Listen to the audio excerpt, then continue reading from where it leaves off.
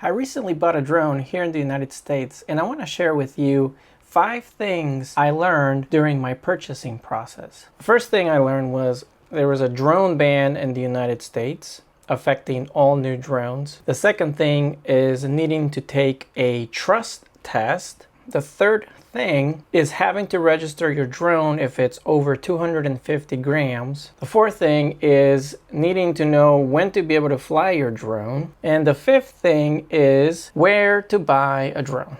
Now let's take a deep dive into each of the 5 things I just mentioned. The first one being the drone ban in the United States. Back in December of 2025, the FCC published an article with a list of bans or a list of things that they were going to ban. And in that list, they were banning any new foreign-made drones and components. So what this means is it prevents any new drones from getting an FCC certification. But from what I understand is that existing drones that already got the FCC certification are okay to purchase. This gave me a pretty big pause before pulling the trigger on buying a drone, not knowing really what drone was going to be available, if I could even buy a drone. But once I saw what the FCC came out with and seeing that I could buy an existing drone, I ended up picking up the DJI Mini 5 Pro. And if you want to see the unboxing of that drone, check out this video here. The second thing I learned was needing to take the recreational UAS safety test,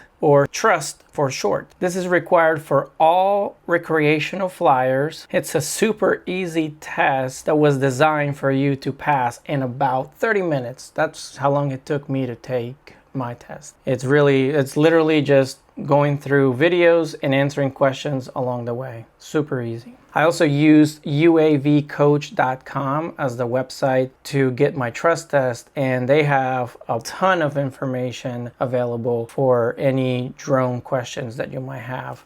And I'll leave a link in the description below so you can check them out. The third thing I learned was needing to register your drone with the FAA if the drone weighs 250 grams or more. I also found out that even if you want to fly recreationally, you need to register your drone. So if you want to make money with your drone, not only do you have to register it with the FAA, you also have to be Part 107 certified in order to be able to make money flying your drone. The fourth thing I learned was that you need to have access to an app where you can actually check and see if you are clear to fly, or if there are any temporary flight restrictions, or TFR, that are published by the FAA. And it also helps you with planning your mission or even checking weather to make sure there's not going to be some crazy winds or rain in the forecast. And the fifth thing, where to buy a drone. If you are like me and you've been checking the DJI's website, all you see is out of stock. Everything is out of stock. There is no way to buy any drones or any cameras on their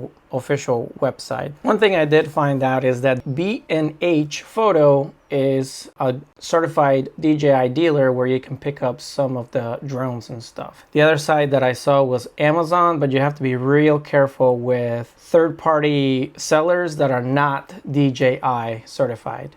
Even though when you go to Amazon and you see that this is the DJI store, the third-party seller where the drone might be shipped from may not be a certified reseller for DJI products. So just keep that in mind. And that's it. Those are the 5 things I learned during my process of buying a drone. If you found the video informative, give it a thumbs up, share it with anybody that you think might find it useful. And as always, I'll see you in the next video. Thanks for watching.